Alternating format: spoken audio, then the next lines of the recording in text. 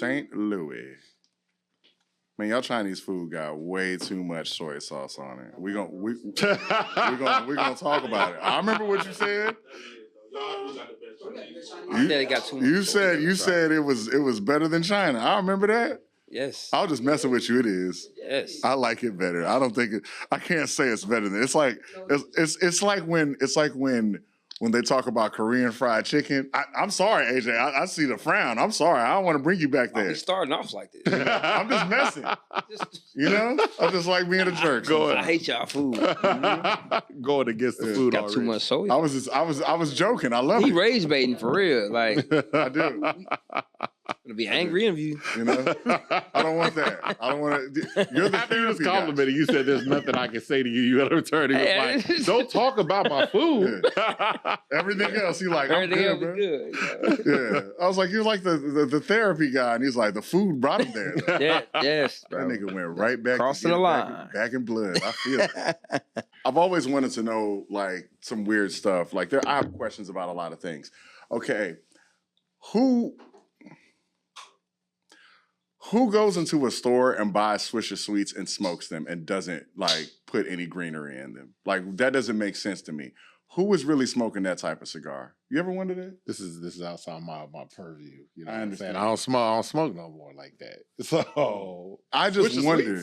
Nah, who really buys that type of stuff? It hasn't. It hasn't. Was this the segue? You know what? I weird intro. Weird intro. Swisher Sweets. I'm gonna take it to Swisher House. First of all, rest in peace, DJ Michael 5000 Watts. He passed away, 52 years old. Another Houston legend, Houston MC. I've been seeing his music floating around all weekend. It's one of those like bittersweet things. Like when it happens, you don't want that person to go, and then you're immediately flooded with all these memories of that person, like the Slim Thug freestyle they've been playing back and forth all the time. You're like, oh yeah, I remember that. So rest in peace to 5000 Watts, man. Yeah, we're losing so many legends in the city, but it's important for us to be able to big up our legends that are coming up, especially the people that are coming up in the game like right now, and of course the ones that are bigging up the city.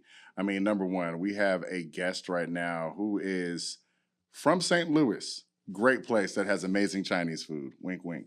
They're more than Chinese food and Nelly, right? Our next guest is the definition of dedication and discipline. His music acts as a public therapy session for listeners to learn from his story. Reformed gang member turned full-time activist who took it upon himself to learn how to have peace by not having it. Honestly, that's real powerful. With appearances on BET, DJ Small Eyes, the viral On the Radar freestyle to that Anita Baker Sweet Love, I know y'all know that one. Right. He also received the certificate of congressional. See, I can't talk. Certificate of congressional recognition from Congresswoman Sheila Jackson Lee. He has his own day in the city of Houston and was recognized by our president, Barack Obama, receiving the White House Service Achievement Award for service to the community. He's a friend of the show. He's always a pleasure. And a general great vibe, and a diamond in this city. Artist, writer, author, and producer, AJ McQueen, ladies and gentlemen. That was an amazing intro, man. Like, I appreciate that. We appreciate you. Yeah, man. It made me reminded me of some stuff. When you really live. I was telling somebody this in LA just last night. Like, when you really are experiencing, like, if you're really living, you don't know how you show up. Somebody has to tell you, you know what I'm saying? Like if you really live in it. Like if you really flowing and just operating. So, hearing stuff like that, I always appreciate that, you know what I mean? Because it brings me back to those moments that I have. So I appreciate that. We appreciate you, man. You're on the flow state. Yes, Lord. Yeah. Now we were saying like AJ was the last interview we did before we shut down for season 1. Oh wow! You were that last one because we took a little bit of a break before we came back with we took 2 years before we came back with Zero. Wow. And like a lot of stuff has changed. Case in point, like Mom, our mom asked about you because the water. Water. Wow. The water. Like she wanted another. My mom stole them water containers. When I ordered, she was like, "Oh, this is nice." You know what I'm saying? Yeah. I said, "Yeah, man." She's like, "A young man came, dropped this stuff off that." I'm like, "Yeah, he's a rapper, AJ McQueen." She's like, "He raps?" Shout out to Mom. Yeah, man.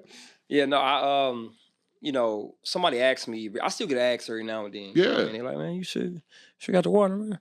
And I tell them no, you know what I'm saying? Like I think, you know, that endeavor for me was just me activating my genius. You know, a lot of people don't know I was very successful in that. Like it got to a point where I was making $1,000 a week. You know, 58 locations in Houston.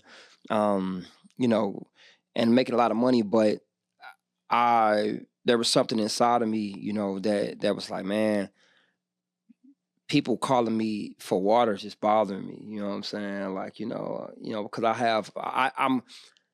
I'm greater than that. You know what I'm saying? And not that entrepreneurship is not great, because I'm still an entrepreneur to this day. You know what I'm saying? Like, but I ask myself, what's the thing that if I get to end this life and I don't do on a high level, you know, what would I regret? And it was music. You know what I mean? So I stopped everything. I did a hard stop too. You know what I mean? All the money, employees. I was about to say, what is, we talked about that where you were like, hey, look, I'm getting ready to stop all this. And then I was like, oh, okay. And then you did stop. That's why I was like, we didn't talk after the hard stop. So what was that, having to go up and explain to people that are witnessing the burgeoning success of this? Like, yo, we making inroads with water. Like, you're meeting people because of this water. We're getting a lot of success because of this. And now they're like, yeah, AJ want to stop the water. Like, who'd you first talk to when you're talking about in terms of business? Honestly, to myself. You know, I talk to myself. I will mention to a few people, but and not to be condescending to any of them, but none of them could get it because, like I said, the money was good. You know what I mean? Like, and I'm a salesman. Like, I know when I believe in something, it could be anything. You know what I'm saying? Like, I naturally have the charisma to sell anything. So water just became the thing. But it was a means to an end for me. Now, I wouldn't say an end. I mean, who knows? You know what I mean? I may, you know, you may see it pop up in a different way, shape, or form. You know what I mean? I just don't want to be the front guy, you know, because I don't want to put anybody down that aspires to be an entrepreneur, but I'm chosen by God, bro. You know what I'm saying? And sometimes just because you can don't mean you should. You know what I mean? Like, when I look at, because even I knew it was something, because even in the water making the money, I would still try to find philanthropic things to do while doing it. Like, while I got the water, and then when the winter freeze happened, I gave it away. I was driving around in my Jeep passing out water. There was an article that went up about me out of New York. It said Ted Cruz went on vacation, and this rapper, I'm paraphrasing, but this rapper stayed and helped this community. Like, I would still find philanthropic ways that I can help the elders and inspire the children, and you know, be an example, you know what I'm saying, to those that come from where I come from, to be better and to do better. So I needed a bigger vehicle, you know what I mean, to do that. And you know, the money was good. I would talk to people and tell them what my thoughts were. They're like, man, you playing. Because again, the water, you know, my that business helped me live how I live now. You know what I'm saying? But I stopped all of it because it wasn't deep enough for me. You know what I mean? I needed something deeper than that. Something I could pour my whole soul into. Because if I'm going to do it every day, I need to be able to put my soul in it. You know what I'm saying? Because if it's about money, I wouldn't even be doing this. I can do anything, bro. And I say that very humbly, but with confidence. Like, you could drop me in any institution, any field. I'm gonna find a way to get some money, and deep enough, bro. Because it ain't about the money. It's about, like, you know, putting my soul out at the end of the night, going to sleep at night, knowing that I've done everything I could today to help, to advance, and to demonstrate. And so that one thing that I said, man, if I get to end this life and I don't do on a high level, what is it? and I'm gonna regret, what is it? And it was music. So I stopped everything. I looked at my team. I said, look, because I was playing with music. Everybody, he raps, but I wasn't. Nah, this different. You know what I'm saying? Like it's different. Now, all my resources, all my money, all my time, relationships stopped. You know what I'm saying? The thirst for it, rather, like the need to. This is it now, and now I believe that everything is a reflection of that. You know what I'm saying? But at one time I was pulled. So by the time we met, we did the interview, it was a dude that could do that rap, do this, but it wasn't deep enough. But now, as I sit and talk to y'all right now, I'm exactly where I'm supposed to be. You know what I mean? And the vehicle is big enough for me to put my soul into it.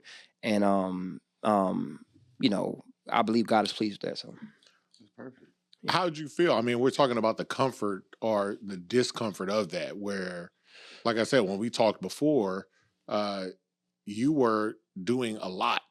And it was like, okay, I've got a lot going on, and it's all gaining some success, and it's all growing. But even you're like, yo, look, I wasn't in music deep enough, so I'm putting everything aside and doing that. What was that feeling, at least initially? Like, it was scary, you know what I'm saying, to be honest, because I could, I'm a visionary, bro, and while that's great to be, you know what I'm saying, I'm a seer. Unfortunately, there's things outside of your vision that you have no control over. You know what I'm saying?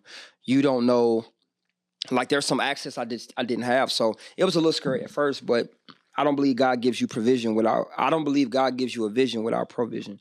I just don't believe that. You know what I'm saying? I don't, so, and I got delusional. You know what I'm saying? As I'm sitting here right now talking to you, I'm delusional, bro. I am delusional. I am 100% convinced. Now, the work ethic has to catch up to the delusion now. Yeah. You know what I'm saying? Now, you could be delusional all you want to, but if you're not putting in the work, but my work and the 10,000 hours and the sharpening my gift caught up to my delusion, and now that's where I'm at. But at first it was scary. Because this is before I did any of this stuff that, maybe y'all have seen now, before the tours, before the followers. I think when I was her, I don't even know where I was at when it comes down to socials. I don't even know. You know what I'm saying? It was growing, but it definitely wasn't at this level. It wasn't like, I'm going to pick up my phone and it's like, oh, he on the radar. Yeah. You know what I'm saying? It wasn't like, oh, I'm going to see him on Sway or I'm going to see him. Sway. There we go. It wasn't so at that time, it was a blank canvas. You know what I'm saying? All I had was a talent, but nobody was checking for it, for real. Not the way that again, when nobody calling me, when nobody hitting my team, when nobody saying, hey, he's in high demand, nobody. I come to no shows, bro. You know what I mean? I started open mics, man. You know what I mean? 10 people. 3 of them accidentally came in here trying to get a drink. Nobody know who you know what I mean? But it's not that no more. We sold our shows all across the country, man. Rolling Stone, Rising Star, but again, it started off, I was afraid of failing, though. You know what I mean? Or appearing to be as a failure, because when you turn that vehicle and you start betting on yourself, of course, it would feel good if you had people to 100% buy into that, but you got to do it first. So I turned that vehicle. Even my family, you what? So you're not doing the water? Yeah, the money. Calling yourself the water boy, right? It was a huge title. All of that. So you mean to tell me? And it took a long time, bro. It took probably a year after that for it to fully die off. But all in that year, even though people ain't seeing me post water, hey, bro, and I would go places as an artist. Hey, you got that water, bro? My name on the flyer, nigga. So what? Do you have the water? You know what I'm saying? I don't want to. That's what I know you for. Yeah. I buried it. Now I buried it, bro, and not because again, the money was great, but I'm speaking to the deeper part of people, of humanity, of humans. If money wasn't it, what's that thing that if money wasn't a thing? What's that thing that keeps you up? You heard me? That you get excited You know what I'm saying? Like you looking forward to tomorrow today because because tomorrow you're gonna be doing this thing. What's that thing? For me, my pen, my writing, my expression. On the water, bro. I created a water company during the pandemic so I won't go broke. Yeah. You know what I mean? And I connected with somebody who had the means, you know what I'm saying? And I'm like, look, I got an idea. And it just worked. You know what I mean? But now this is full purpose though. This is full purpose, bro. And I'm proud of that version of myself or that time because I proved to myself I could do anything, bro. I could sell anything. You know what I'm saying? Sell anything. I used to wrap the bottles by hand at one point. And then it took a long time for it to get where my manufacturer was like, you selling so much water, we'll produce it. We will use the machines now. But I want people to know it didn't start off like that at all. They like, nah, we'll give you the bottles. We'll give you access to this. You got to do it yourself. I worked the company so much to the point to where I didn't have to touch nothing no more. The truck is delivering it on pallets. And my team like, bro, that's crazy. But deep down in my mind, as I'm sitting there watching the water get delivered, I heard that voice in me, nah, this ain't deep enough. Why couldn't you do both though? Because, you know, when true belief is hard to harness, man. True belief. And that belief requires you to listen to a deeper voice. I'm a firm believer that that deep voice is not, it doesn't start off dualistic. I think it starts off as a singular. I don't know. For me, it's like, hey, go do this. You know what I'm saying? Like, and for me, I'm so passionate. I have to, like, when I lock in on something, nothing else can exist. Nope. You know what I'm saying? It can't. I'm fixated, you know, and the water required, because I love work, even though I got a team and all that, my hands is still on the wheel of things.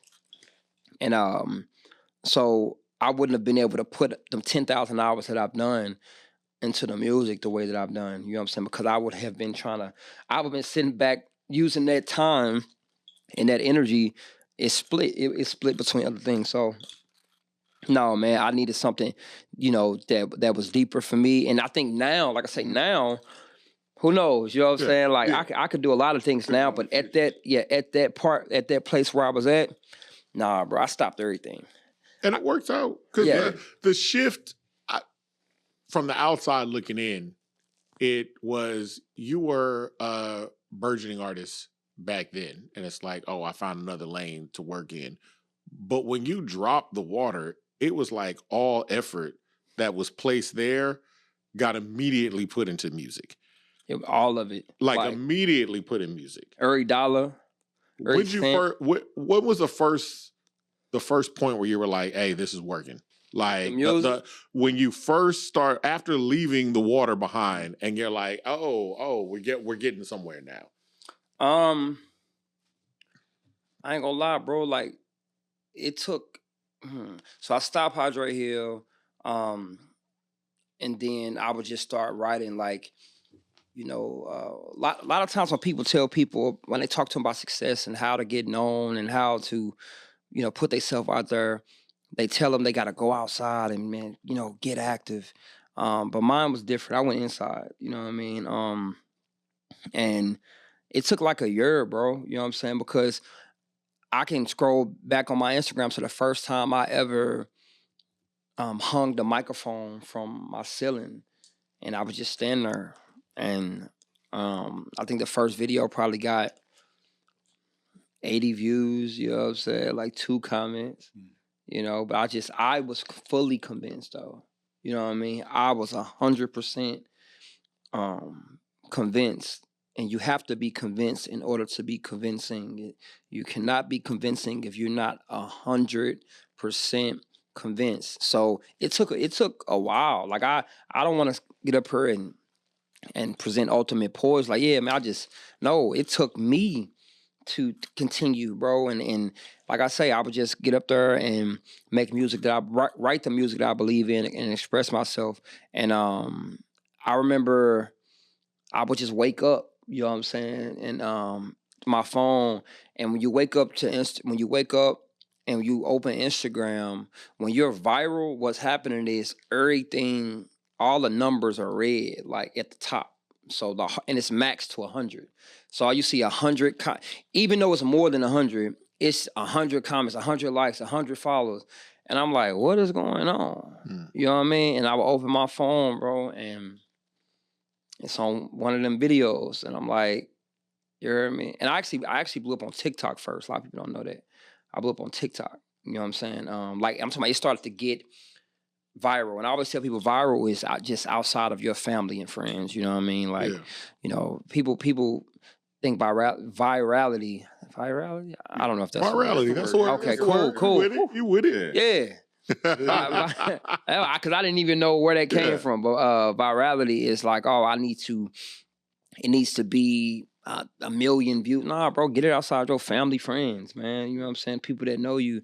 And then it just started. And I kept doing that for the longest. Before I even went outside, you know what I'm saying? Like before I went outside, all of the momentum and motion that I built it inside. I was inside my loft the whole time. I didn't go outside.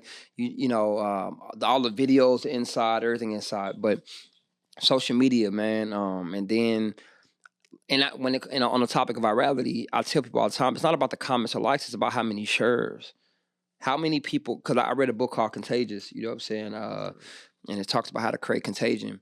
I read Contagious when I made Hydrate Hill, when I made my water company. So a lot of people don't know, all I did was apply the same marketing tactics that I did for Hydrate Hill to my music. Okay, that's what I was going to get to, because I was like, it seems like you're taking some of the business of entrepreneur and you applied it to the marketing, music. Branding. I created Contagion.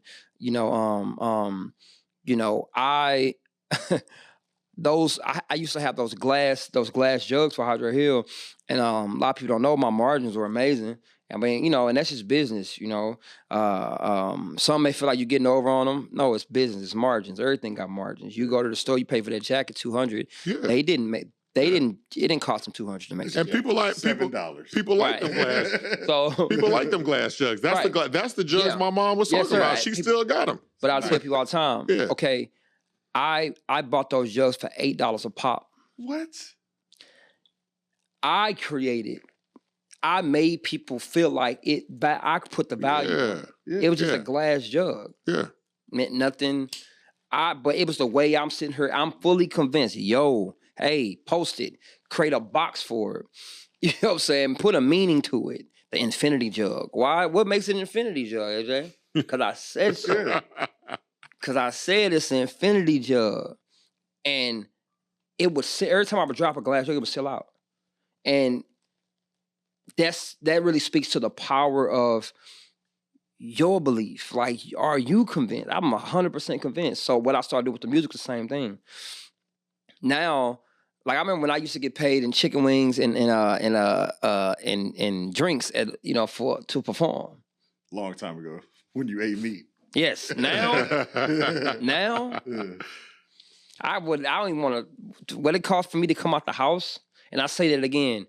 Humbly, but with confidence. Yeah. I worked very, very, very hard to be an artist that's in demand, be an artist that, you know, but I just applied the same things. And I think that I like questions like that because it allows me to make it more real to people. Yeah. There's this larger than life mentality that a lot of artists operate with. And I don't think the little black boy, little black girl can, after that inspiration hits them, it kind of dies because they're like, I don't even know where to start. I like to tell people exactly what to do. You know what I'm saying? But you gotta be 100% locked in. You have to. So I locked in. I had a few people that never went nowhere. And I told my team, we changing directions. And they're like, okay. And again, they with me. And now it's way different. It's way different. Yeah. Way different. No, even when I talk about the changing and treating it like an entrepreneur, like, I get the privilege of getting to see stuff behind the scenes. So if I'm like, I saw you putting albums on Even, and I saw you saying like, oh, this is my art and you got to come directly to me and pay it.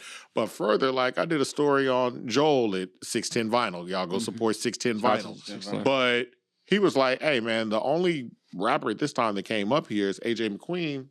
We just finished pressing. He's my first. Like those are the things that he was talking about. He's like, yo, I want to see more people coming out here and recognizing like, yo, this is your art and it's valued as something and you should be able to sell it for something. So like when I saw that album there and he's like, look, this is like the first press, you know, that kind of thing. I was like, oh, okay, so he's doing something. I'm gonna spend the money, bro. I'm gonna spend the money. I'm always gonna use my own money.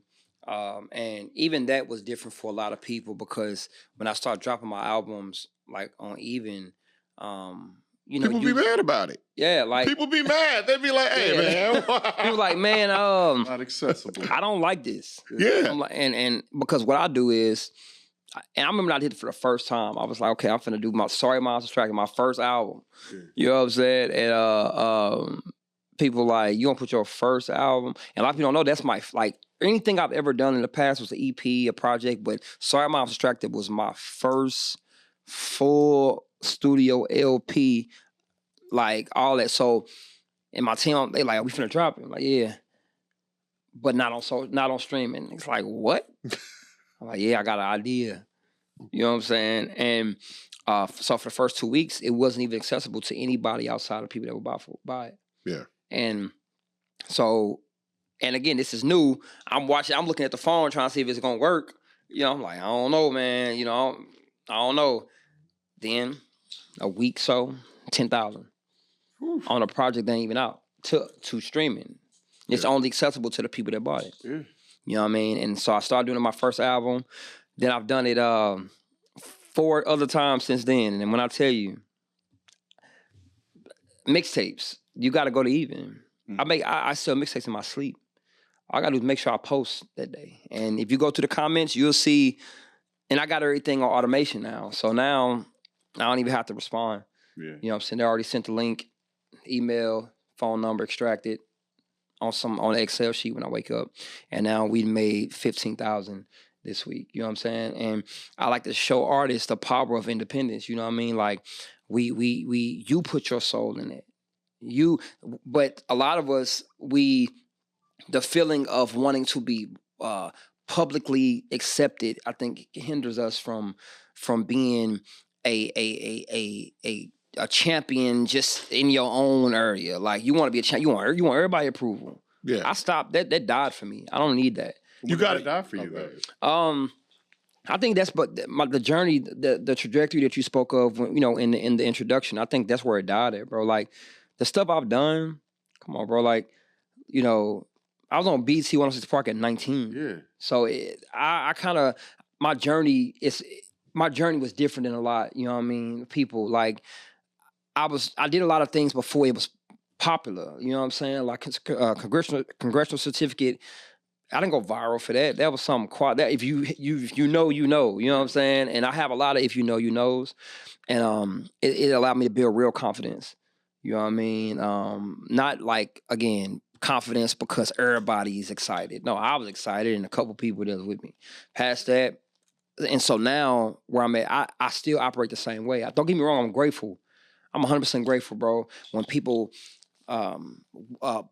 say my name like publicly, like give me a head nod, or like there's a lot of artists and legends that, bro, that'll give me the cosign, and I'm grateful for it. But I honestly, you know, I confidently say I don't need it. Yeah. And it ruffles some feathers, but then the others get it. And I say need it, that ain't got nothing to do with you, the person who's giving it. It's me saying it to myself. Yeah. It's me saying that, man, if nothing else, if all this falls apart, I can't fall apart. If nobody's championing you, I'm a champion myself.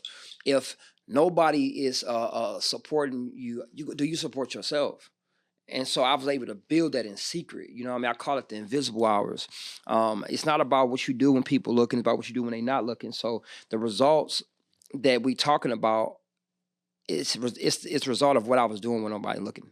Yeah. You know what I mean? The quiet time, bro. The times I'm putting points on the board when it's not viral. It's not the viral. So people saw it, but I saw it before they did. Yeah.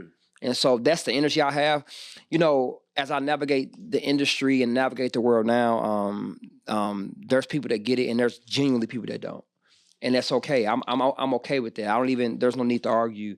Tom gonna tell on all of us anyways. Yeah. You know what I'm saying? And that's really been my response though. Yeah. It makes perfect sense. Tom gonna tell anyways. So let's just check back in with each other 5 years from now. It's a good meeting place. Let's just meet back with time. You know what I'm saying? But I'm fully 100% convinced that the path I'm taking is chosen by God.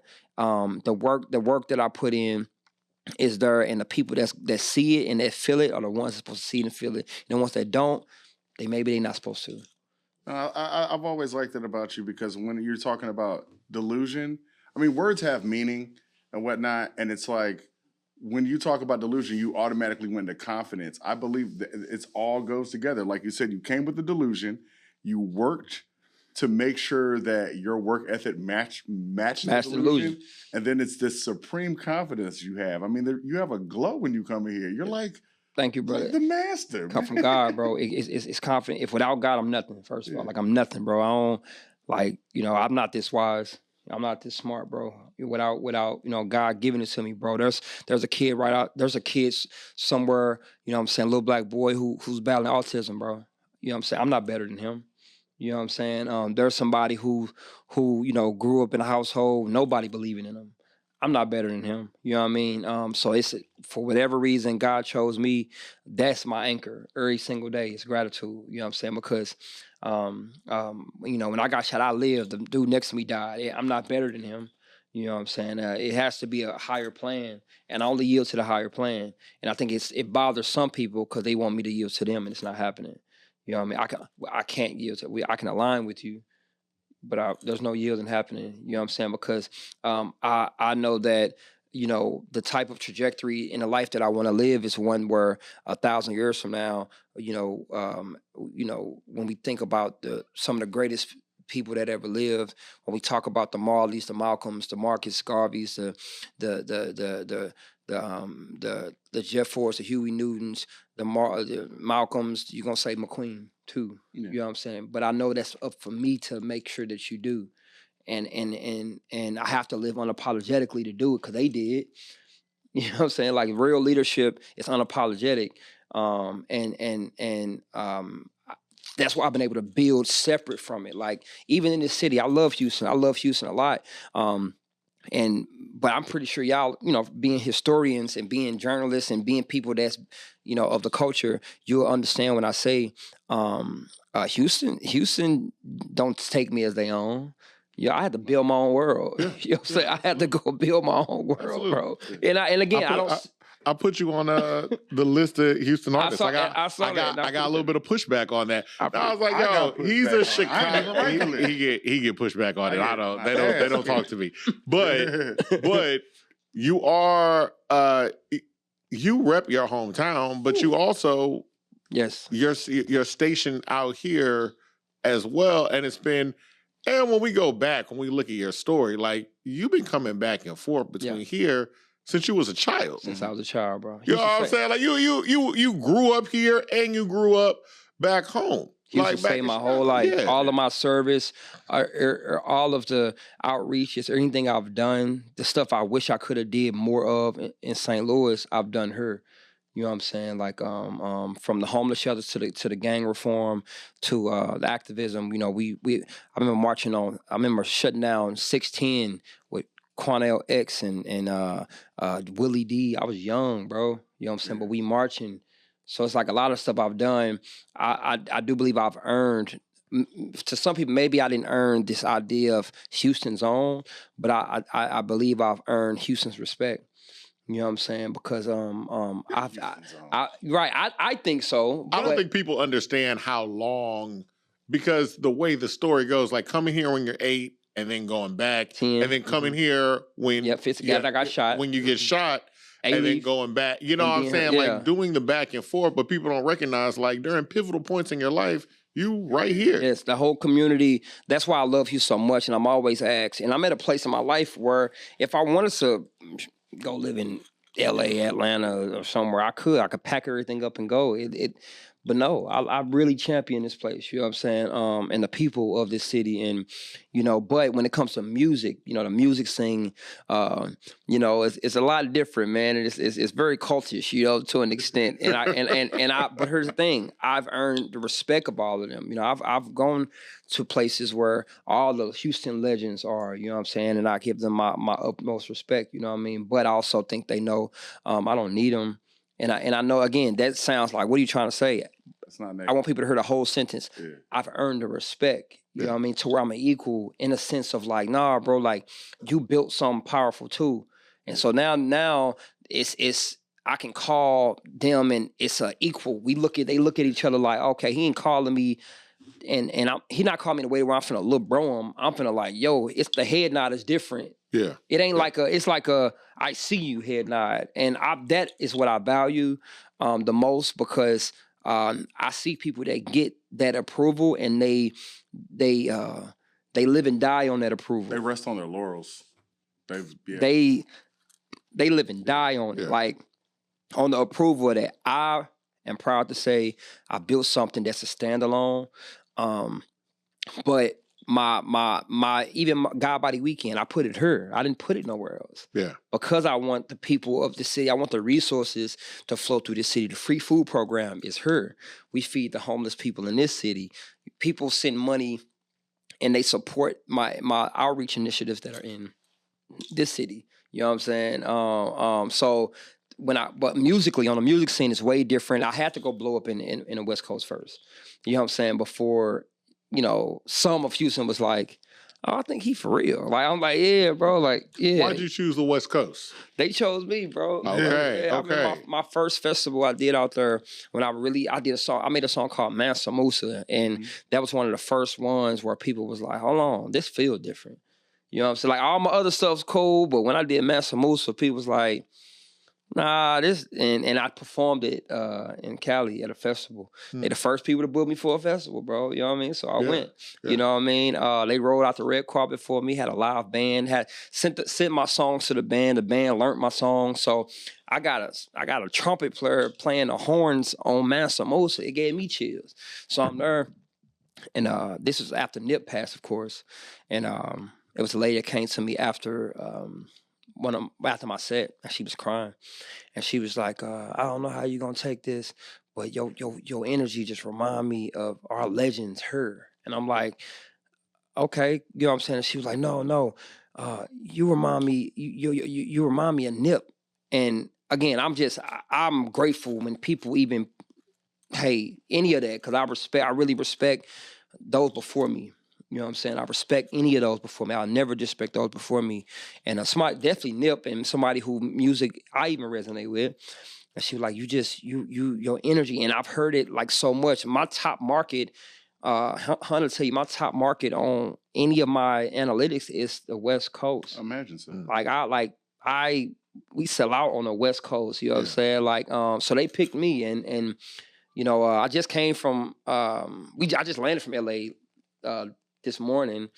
I went there for the Grammy week, but I went to Canada. I went to Canada a week ago. I was there for a week, and I was in Cali for a week. Yeah, they put a mural up of me in Cali. Sure, I saw that. So it's like, you know what I mean? You performed in front of it. Yeah. Yes, sir. So it's like, and we didn't even know that. We just so happened to be there. You know what I'm saying? Like, the artist had been working on it, and when they sent the message to my team, Hunt was the only person that saw it, because everybody else, it went to like the hidden folder.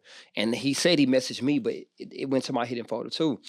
And Hunt saw it, and he sent them a screenshot. And then when Hunt showed me, I thought it was AI.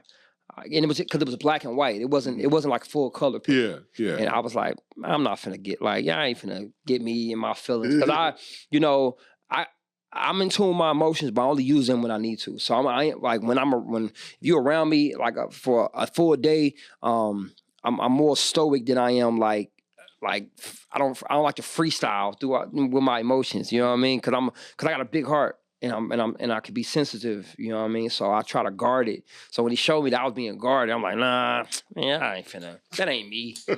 That's not me. You heard me? And then we pull up on it, and I'm on the wall, bro. What's that feeling like? I'm still processing, bro.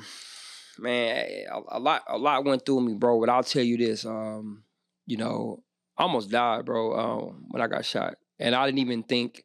So the idea of living long, when I reached 16, I thought I hit the lottery, right? You know what I'm saying? Because where I'm from, and you know, it doesn't happen, and it almost didn't happen for me, literally.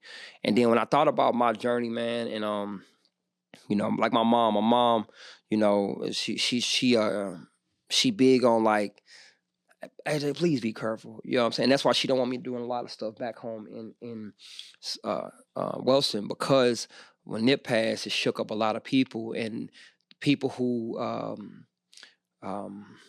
you know, compare our energies or say that my energy reminds them of somebody. Most of the people they say that of are dead. Yeah. You know what I'm saying? You know what I mean? Like they everybody they name. I mean, man, you got something about you, right? Yeah. So I'm like, you know, I probably, you know, and I'll be honest, you know, not to be dark, but I've had thoughts like I probably ain't gonna see a lot of stuff because I live in such a real way, bro. Like I'm, you know, I'm very, I'm a live, bro. If we, you know, something happened in her, you know, I don't run out the door though. I'm a leader. I'm gonna stand right there. When it's time to speak up, I'm gonna speak up, bro, and I'm gonna take whatever come with it. So yeah, I probably won't even, you know, see a lot of stuff. And I think, you know, I've accepted that to an extent, but like I say, the Most High has different plans for me. You know what I mean? I believe it. You know what I mean? I believe that I'll be one of the revolutionaries that see old age. You know what I mean? You know what I'm saying? And, you know, but I gotta stand for, I have to, I can't fold either, you know, when God tells me to speak either. I gotta be, you know, raw, but again, not in like a forceful, like, I'm me, bro. I'm just me. You know what I'm saying? Yeah. And so when I saw that, I cried. You know what I mean? I try my best to fight it, only because, you know, you know, the cameras on and all that type of stuff. But also my brand is about authenticity. So in my brain, I'm like, man, just let your emotion show. And then I'm on there with Pac and Kendrick and Nip is like down the wall as well, and a few other people. And the artist, when Hunt contacted the artist, dude was just like, bro, you move me. You know what I'm saying? And you know, there's a lot of mixed emotions from people, but I've never heard. But I do. I've heard a few of them, and a lot of it sound like, man, who are you? You know what I'm saying? But I think it comes down to the fact that even the way you've cultivated your fan base, like we said, you selling outside. I don't want to say you're selling outside the norm. You're selling music like we used to sell music. Like your fans know you, man. That's not through radio play. Yes, sir. That's through them buying albums directly. And so, like, even watching the documentary, like, they know that music. They know that concept. They got fam. People cry. We talking about crying. That's an emotional documentary. Yes, every city you stopping in, people are coming and crying. It's a lot of, we'll get to it later, but it's a lot of pain in that documentary where it's like, people are doing like a release, like, man, like you speaking to something that I want to speak about, and you're still getting it across through just music. Yes, sir. So that's gonna be a thing. Like, I think it's gonna take a while, but look, and this is not, I'm not one of those people that's like, oh, we're gonna compare such and such and such and such. But remember, like, Nip went through the same thing. Mm-hmm.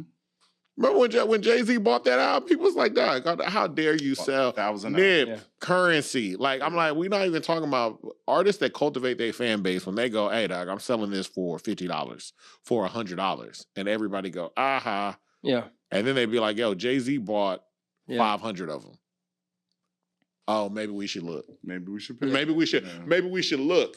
And so he was able to cultivate that fan base. Yes, like, I think about that particularly with you because that ability to do this tour as a research, what even gets you on the mindset of like, all right, we got the album, you know what I'm saying? When We Evolve, it's moving. We're going to talk about When We Evolve too. You got a great opener with Cedric the Entertainer coming in. But it's like, it shows like, yo, one, it's not just virality. It's not just Erykah Badu like a little thing every now and then. Like, I got the music, and now we're gonna tour with it. Yeah. We're gonna put boots on the ground. So, what gives you the idea to say, or when y'all are putting this together, where you're like, yo, I think we're ready to do a tour? Yeah. That's a great question. You know, the fun thing about when we evolved tour is because, man, the album, like when I turned in the album, like album came out August 1st. Mm-hmm. You heard me? And then I'm looking at everybody. I'm like, we finna go on tour. Like, when? August. Like, what? He's like crazy, bro. Like, he's crazy, man. Yeah. Off of this album. You know what I'm saying? Yeah. And you know, again, my team, everybody like bet. But I look for it's a momentum, bro. You know what I'm saying? Like, one of my favorite words is momentous. That's one of my favorite. I don't know. It sound good to me. Momentous. You know what I mean? You know, time. You know, time is though it. In the Bible, when it talks about a lot of things with God, you know, in time, it's less chronological. What's that? Chronos. It's less chronos, and it's more kairos. Like, it's more momentous. It's, you know, than it is linear. Like, you know what I mean? Like, so I don't operate like that. You know what I mean? Because if I did, the idea of a 36-year-old rapper would scare people. You know what I'm saying? The idea of a lot of stuff that I do would be like, nah, bro, time, you either running out of time or this time. I don't know if it's time or time. But I believe in moments, man. So, you know, so then momentous turns, you know, momentum. You know what I mean? And so I'm a momentum person. I always can feel it, bro. I'm telling you, and it's some of it has to do with like a social media reaction, but it's more to do with the flow state that I get into. You know what I'm saying? Like, once I get in that flow state, and I'm flowing, you know what I'm saying? I'm dropping the music, dropping the song, dropping. You heard me, and people I feel it because there's no, again, I do this independently, so there's nobody telling me when to do it. Like, you know, Godbody, you know, like Godbody Energy. That's my entertainment company.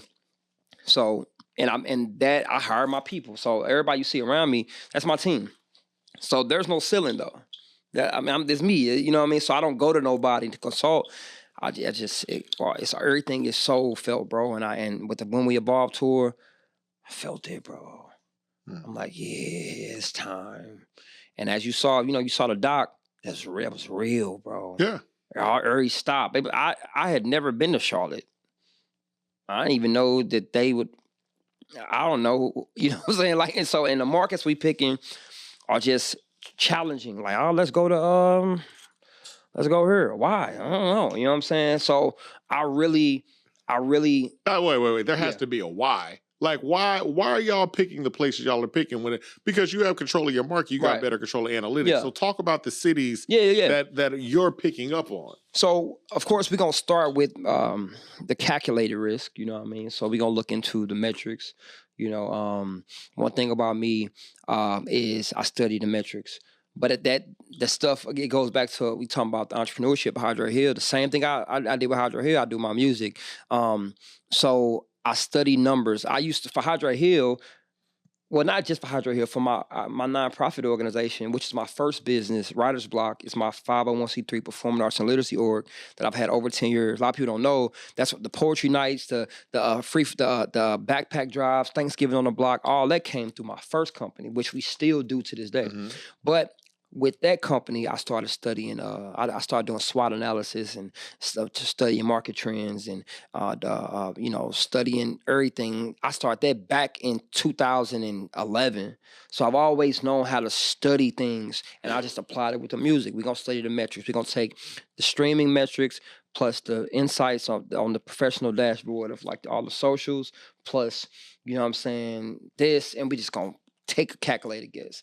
We're going to go from the top 10 markets. So there's the LAs, what's some other, Atlanta's. Yeah, anytime I'm in Atlanta. So all these, we know for sure. Like, if we shoot and don't hit, something happened. Because this is telling me that this is exactly where I need to be. So then when you get past the top 5, it's like, okay, well, like a place like Charlotte, a place like Canada. Why would you even go there? That's where I'm from. That's where I'm flowing. That's where it's literally flow, bro.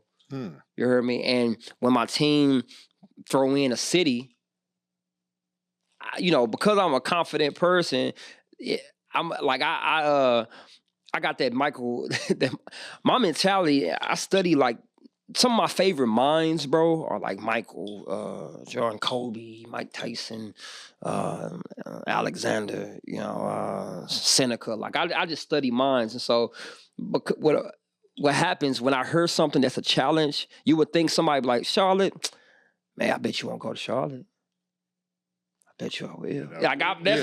That's how I am, bro. So don't challenge me, bro. There's something wrong with me. So a lot of them days just come from them being presented on a list, and I'm like, because I don't go to them and be like, nah, we ain't finna do that. I've only had a few of those. Because they genuinely didn't feel right. Had nothing to do with numbers, more to do with like, nah, we double.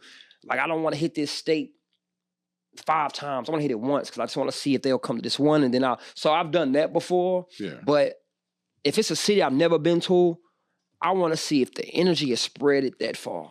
And so it's a combination of that with the metrics, and we make a tour. Were there any cities you were surprised by? Like, yes, bro. Charlotte. Charlotte. Bro, I was on the dock. That's what a lady, I don't know if y'all saw the video that I posted. It was an elder. She was in the front. Yeah. And she was crying, bro, singing Sit Yourself Down. Yeah. That my first time in Charlotte, bro. I didn't even know.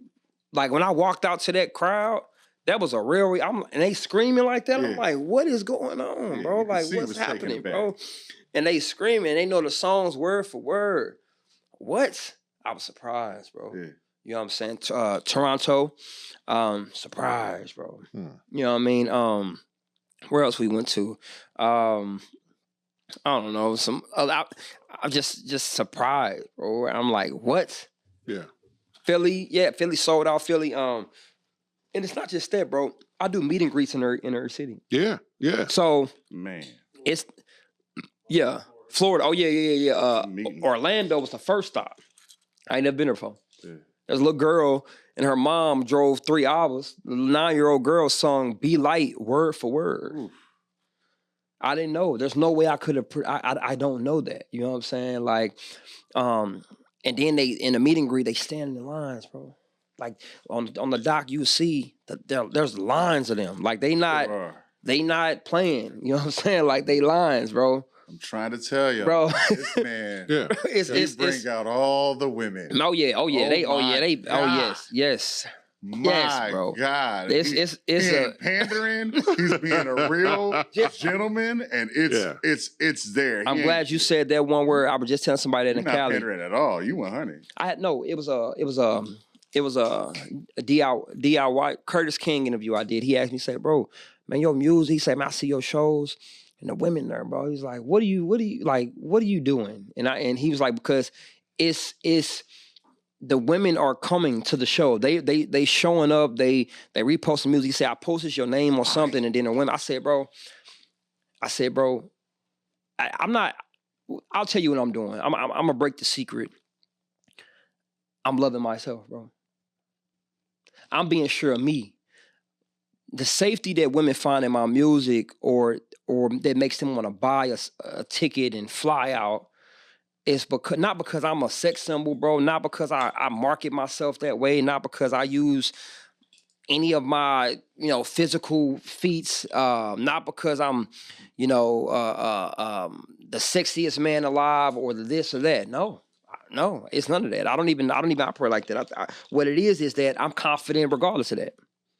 And I think that's what women really want. They may not know how to articulate. Emotional fluency is something that I'm studying now because I want to get more emotionally fluent. But I think that some people, not just women, they struggle with emotional fluency. But I think if they could be more fluent with just telling us some simple things to do, be sure of yourself. And I think that when women hear my music, you just hear a man that's just, nah, he's sure of him. I am. And that's why they come. And even in one of your lyrics where you talked about, in order for you what a man needs to understand in order for him to get a woman is like, you got to take care of yourself first. Bruh. And then like, you don't hear that from a lot of rappers. They're going to be like, first you get the money. Yeah. Then you get the power. You're like, bro, you got to be sure of yourself. You have to be one with self. Are you happy with who you see in the mirror when ain't nobody looking, bro? Power. You know what I'm saying? And don't get me wrong, I don't want to come on her and act like I've always been her. No. That's how I can that's why I'm saying it with so much passion. Because I think that's one of the bigger things that happens with you, of course, is you are constantly talking about, the album's called When We Evolve. Yes, sir. But where you start and where you are now and where you are going are there's a lot of space between that. I even think about, I saw you in an interview talking about after you got shot and you was like, man, I still wasn't good. No. Like, you think a life or death experience, I would snap, but you were still like, no, I was still, I might have been a little worse. No, I was worse. Yeah. Because I was because it just added to the, you know what I mean? When my relationships failed, I was worse. I spiraled. When my dad died, I got worse. Like, it's like, and I think people leave that out because the story of absoluteness just sells more, bro. So we think. Yeah. That's not where people are no more, bro. They tired of that, bro. Like, everybody absolute, bro. So you mean to tell me you don't never question none of this shit? Yeah. You don't want to talk about the question? You don't want to talk about... I used to think that life is about having the answers, but then I realized that life is about having questions. I don't have the answers. I have all the questions now. I don't have powerful answers. I have powerful questions, which lead me to powerful answers. Life is about the journey. The reward means nothing without the story. I just tell you the story. So that space in between that you speak of, the reason why it resonates with the women, resonates with the men, is because I rap in the space. Like I communicate in the space. They tell you this, they tell you the end of the sentence. I give you the context of all of it. And I think that in context just lasts longer because it hits more. When We Evolve tour, even Houston, bro, I remember, again, open mics, bro, 10 people. You know what I'm saying? We at a bar. You hear me? Like, we at a bar. You know what I mean? And people like, man, AJ, you know what I'm saying? I'm like, yeah, they whoever heard. And I would always stand on that carpet in any open mic, give my all, bro. Oh, man, we just sold our House of Blues again. Again, bro. Easy work. Yeah. And again, no taking nothing, but no coasting. Ain't nobody's screaming it from the top in this city saying, hey. Yeah. You know what I'm saying? Be proud of yourself, brother. Bro, but no, I'm saying it, but I wanna say it. I wanna say it, and again, I wanna fluently say it to where they hear even emotion I have in it. Cause I can sit here and say, yeah, but I want you to know I have questioned it. I want you to know that I did like, damn. I have had moments of unsurety. I have had moments of like, damn. Yes, I want you to hear all that and still hear the ending part of, you know what I'm saying? It's like, yeah, I followed through with it. Bro, sold out again. And we're going to do it again every single time. But I've had to say no to a lot. But I tell people, when you say no, it's because you're saying yes to something deeper. It ain't, and I pass up on a lot of shows, bro. It's hard to book me in this city now. It's hard. It's so hard to book me in the city. If it ain't about the kids, if it ain't about the kids of the community, if we ain't giving nothing back, bro, I don't want to go because I'm not. I'm big on brand integrity, and I'm not willing to go below my asking price. You know what I'm saying? I'm not. It's not happening. I travel with a whole team. I got 10 plus people. I'm not cheap to get outside. It has to be a deeper meaning on why we doing it. You know what I'm saying? Amazed you're with the light crew that you're with today. Super light. I was like, super light. No, that's interesting. Now I move with, bro. We got security now. We got this. We got that. I mean, and again, I just moved my mom out the hood off of this music, bro. Congratulations on that too. What was that feeling like, bro? I ain't gonna lie, bro. Every time I leave her crib, it's a feeling. When I walk out, after I probably go take her trash out or she cook or something, and when I leave, bro, it don't matter what type of day I'm having. When I leave and I go to my car, it's a feeling. It's only me. I'm in that feeling like, boy, you. Yeah. My mama right there, bro. Yeah. You heard me? In Houston. And if you know the story, you know how my mama sent me away. Yeah. Mm-hmm. Yeah. She right there living. She ain't gotta go do nothing she don't want to do no more. And I ain't have to sell my soul to do it. And it's off of this. It's off of this, bro. You know what I'm saying? So, and I think what makes me even more excited is not that just that I did it. Is that I get moments like this where I can talk and I use my social media because I want to inspire the little black boy, bro. You can do it, dog. I want to inspire a little black girl. You can do it. That is what I'm really most excited about. Because I can live to tell you these things, you know what I mean? Because there's somebody in the house right now that's creating in the dark that's like, man, I don't even know if this going. I'm telling you, look at me. Go watch all my interviews. I'm going to, because I don't skip the steps. I felt every emotion trying to do this. Yeah. Every single emotion, bro. You know what I mean? Question if I fit in. I could get on here and be like, I ain't never questioned anything. I would be lying too. Mm-hmm. I've questioned a lot of stuff, bro. You heard me? But again, that's where you find answers. You know what I mean? So I've questioned a lot. Like, damn, am I? Whoa. Now, my mama is good. My family, good. I take my team out the country. I'm not going to these labels asking them for anything. We're partnering. You know what I'm saying? Yes. And I recoup. Yes. Oh, I recoup real good, bro. You can get, whatever business you want to do. Any of the brands that I do business with, they will, if they see this interview, they'll comment below. Nah, he's recoupable because the fan base is real. Yeah. They gonna come, bro. And it's concrete. I think the other thing too, where we're talking about you being transparent about the changes that have happened. Yes, sir. Like there's a point in the documentary. There are 2 points. One, when you're talking about giving young people space to grow and change. Yes, sir.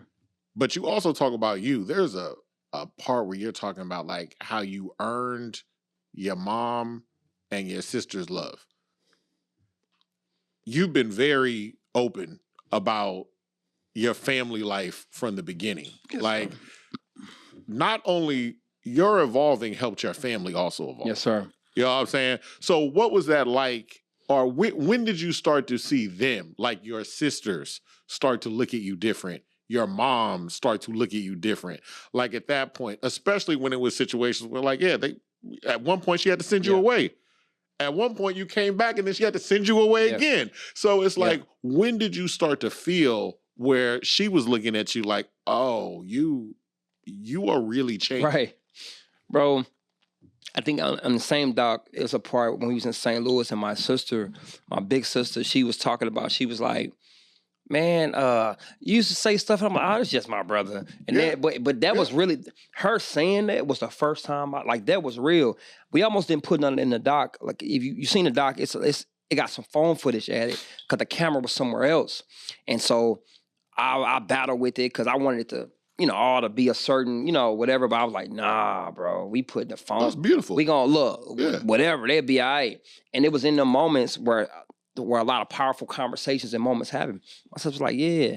And I'm realizing like, nah, you like, you know what I'm saying? You my brother, but my mom had the same moment. Hers was more quiet. She sent me a Facebook message and my mama called me a king. Mm. My mama? Took you off guard. It called me, bro. I screenshotted it.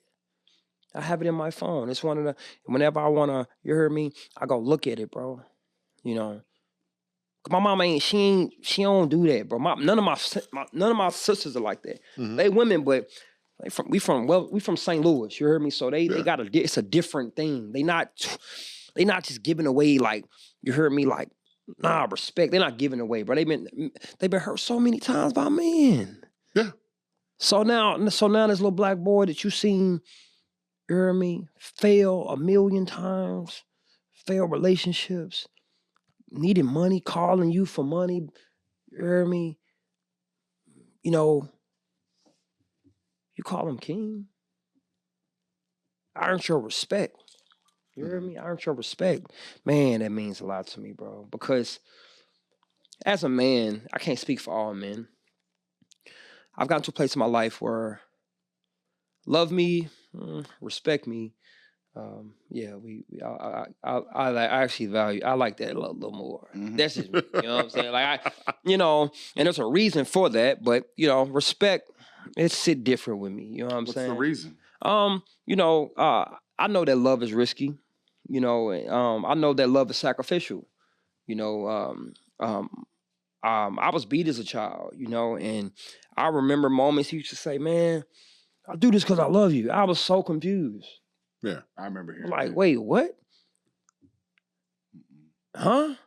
But then I went, you know, what helped me with that was Bell Hooks, All About Love, and it talked about. I read that, and it changed my the way I see it now. But I was like, damn. So I was confused about love the whole time, bro, and even relationships. I knew I loved her. Why am I doing the shit I'm doing? Why? What do you mean? What was the shit you was doing? Lying, cheating. I mean, we can go down the line, like not being as honest. But I knew I loved her. Mm-hmm. But one thing that's never wavered in my mind, in my eyesight, is this thing called respect. Yeah. Because I feel like if you respect something, there's some things it's some things you wouldn't even do to me, or the way I get it now. So now respect has become more of an anchor. Love, there's different facets of it. You got unconditional agape, you got ludic love, you got storgic love, you got philia love, you got all these different types of love. Hey, love me if it makes sense for you. Yeah. But respect me always, you know what I mean? And to hear my mama say what she said, bro, I won, bro. Like I when I say won, I mean I'm not a big material person, bro. Like I bought myself something last year. You know, I rarely buy myself anything. I bought myself a Rolex. I always wanted a Rolex as a child. And I bought one, and you know, that's all I need. I'm cool. You know what I mean? I'd rather get back to doing for my people. But she sent me that message, bro, and then when you know, when I gave her the keys to her joint, you know, she was really happy, and she would say little things like, "I'm proud of you," and that, look, bro, I'm cool, bro. Like, I won, man. So it messages like that. I know if my dad was here, I already know he'll be. Boy, it'll be a whole different, you know what I'm saying? Like, man, from a man, yeah, bro. You know, he ain't gotta say much. I just know, you know what I mean? So I operate in that way, but I'm so ancestral that like I just came from Canada. I went to a sweat lodge. You know what I'm saying? I almost died in there. I saw. Yeah, it was hot. I was in complete darkness. It was crazy, man. Man, These health things, you almost died a few times. Man, bro, I did, bro. It was wild, but it changed about this sweat lodge. Changed my life, bro. You know what I'm saying? You know, indigenous tribe invited me, you know what I'm saying, you know, to share space with them, you know what I mean? And that's sacred for them. That's something that they do, you know, and they invited me there, and, you know, I was able to be involved. I had a choice though. They did give me a choice, like, do you wanna? And I'm like, I'm just wondering, again, something wrong with me. Don't challenge me, bro. You know what I mean? Because I'm going to do everything in my power, you know what I'm saying, to do it.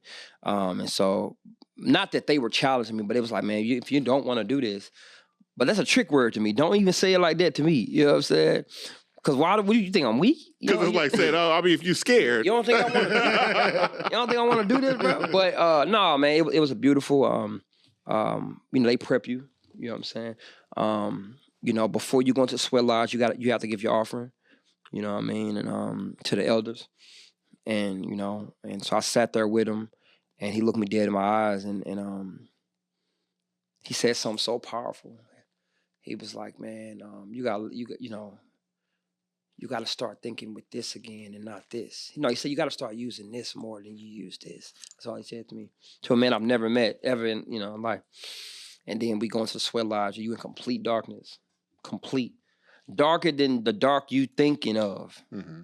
I don't know. I'm talking about sealed. And there's a whole, so it was crazy about the sweat lodge. It was like 30 people in there, but you didn't see none of them. And y'all right next to each other. But you just can't, it's so dark. You can't see nobody. How long were you in this? It's 4 rounds, man. And each round's probably 30 minutes, you know what I'm saying? And it's a hole in the ground. So you sit and everybody's in a circle, but it's a hole. And when you go into sweat lodge, they have gloves on getting coals from a hot furnace. I'm talking like big rocks, like boulders, and they putting it in this hole in the ground. So you in there, and you in complete darkness, and it's the hottest sauna. Think about a sauna, but think about 1,000 times worse than a sauna, and you sitting there, and the first round, and they just singing songs and praying, and like affirming and talking to God, bro. Like it was beautiful. And that first round, I struggled. You know what I mean? And I think I didn't struggle with the heat. I struggled with my own darkness, though. You know what I'm saying? Like I struggle with it, you know, because a lot of us close our eyes voluntarily. Mm-hmm. Imagine whether you close them or not, you still in the dark. Oh my God, bro! So you sitting with your own darkness, you know the dark. I said this last night in Dallas. I had a show in Dallas. The dark will manipulate you. You know what I mean? And it started to manipulate me. You know, at first, I started to see what I wanted to see because it's dark. So no, you know, but then the second round, the worst. That's where I died at. Like it was so hot, and yeah, it's like when I say death, I'm talking about like an ego death, my ego died, bro. I was crying. You know what I'm saying? I was crying more than I've cried in a long time, but nobody could see me or hear me. You hear me? They so loud. Real. Mm-hmm. Yeah, you know what I mean? And you know, but you've seen Black Panther before. Yeah. So when he took the heart-shaped herb And they bury him. and they bury him, and then he goes to another place and he's around his dad and his ancestors. That's what happened to me. So I felt my dad's spirit, my grandmother, one of my uncles, my uncle Connie. I used to ride on the back of his wheelchair. He got shot when I was a kid or whatever. I've only known him in a wheelchair. But I used to ride on the back of his wheelchair, and that's one of my favorite pastimes. You know what I'm saying? Yeah, he was shitbagged, you know, after he got shot. So he used to go from the bed to the wheelchair.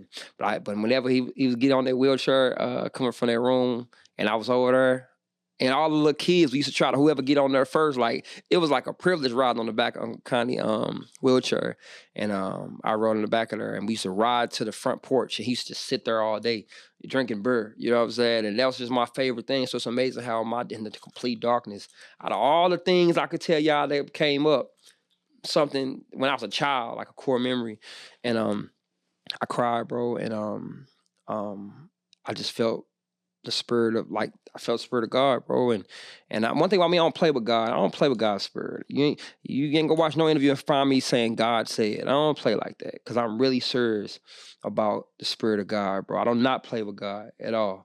But that was spiritual. It's amazing how God can meet you in your darkness. You know what I'm saying? You know, it helps you appreciate the light. You know what I mean? So much, right? So I died. Ego died. I cried. They beating the drum inside the sweat lodge. Women in there, and they ain't giving up. But after that second round, I felt like I don't know. And it was 2 more rounds after this. I was about to say, so after second round, what propelled you to even go back in after feeling all that? A few things, man. One, they didn't leave. You know what I'm saying? They didn't leave. The other people that invited me here didn't leave. You know what I mean? And I take leadership very seriously, bro. You know what I mean? Like, you know, if I'm down my shield, bro. I ain't gonna be in the back hiding somewhere. That just ain't. So in that moment, I'm like, I cannot. You know what I'm saying? And I had one of my brethren with me from my team. You know, he only came. You know, he came to work, but he wanted to sweat out too. Like, if you doing, I'm gonna do it. And he was in there. And I'm like, I'm not. You can't. No, you know what I'm saying? wait. I'm not. But I think, again, more than the heat, when you're doing spiritual things like that, it's something, it's internal. So it's more so about what was happening inside of me that made me. It was hot, bro. It was so hot.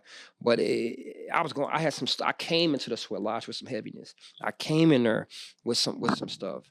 And so after that second round, bro, I went through early emotion. And I'm like, nah, you know what I mean? So then we start the third, and I'm there, bro. And I felt a peace in that third round, bro. I felt the rhythm of breathing. You got to breathe, but when you breathe, it's so hot, it's like you breathing in hot air. Mm-hmm. You got to find little moments of breath. And I felt it, bro. And I was able to get through it. You know what I'm saying? And then I walked right outside. Like, I forgot I was so like because in the sweat lodge you got to crawl out. You can't walk out. It's so low. Like you got to crawl. You know what I'm saying, in the dirt. You know what I mean? And I walked right outside with a towel, and I was just like in shock. You know what I mean? And then when I got to my phone after everything, I went to my text messages, and I deleted text messages that didn't need to be there no more. I deleted pictures. Yeah. I need to release, and so, and stuff that I've held on for years. It's amazing how it took me. I had to go to a whole other country in a sweat lodge to get the courage to do it. I did it, and I feel so much lighter. I wrote in one of my songs, Ginger Root, about me deleting my hidden folder, and I did. That was easy for me to do, because it didn't need to be there, but it was other things that just in a way that you were just holding on to. Just holding on to, bro. You know what I'm saying? And I did, and I feel so powerful because of that. You know what I'm saying? So it was an amazing experience, bro. I'll probably do it again. They do it like the next one probably in the summer or something. But if I'm led to, if I feel it in my spirit, because it ain't something you just do though. Yeah. Like no, it's not. Yeah. It ain't easy. You know what I'm saying? But if I feel led to, but I'm glad you asked me those questions, because people listening, because I can expose my community to more things. You know what I'm saying? And maybe look for a sweat lodge or something. I think it helps out too when you see artists that take things on. Like rap is art, it's poetry. It just is what it is. Of course, it's set to a beat. It's always something that as Black people we've always created. But it's great to see artists use these other mediums to try to express themselves or gain better insight. Like I think about, there were always them reports right before that big battle, Kendrick Lamar and Drake. Kendrick was out in the desert for like a month at some camp where it was like you don't speak. Yeah, they were like, yo, for a month you just don't talk. Like that's just it. And it does do something where, especially if you're going to be transparent and right, like when you're talking about things like ego death, like if I'm gonna write about me, if I'm gonna talk about me, I got to be honest. And know about me. Yeah. I tell people all the time, I can't talk about liberation in my music if I'm not liberating myself. Yeah, I can't, bro. I don't feel authentic. So I gotta go through these different things, and like I said, the sweat lodge is a new level. Cause it's some other levels already mastered, bro. Like I cold plunge. You know what I'm saying? I wake up people go on my stories. That's why I always put the timestamp. I'm up. You know what I'm saying? The sky is still dark. I'm up at 4:45. Man. Hunter tell you, we got an accountability chat that I created. I got all the brethren in there. Man, when I get up, I text them up. I'm up. You heard me? Let's get it. It's 4:30 in the morning. it's like, bro, what are you doing? I'm up, bro. Yeah. Let's get it. What are we doing? So I had already mastered certain levels.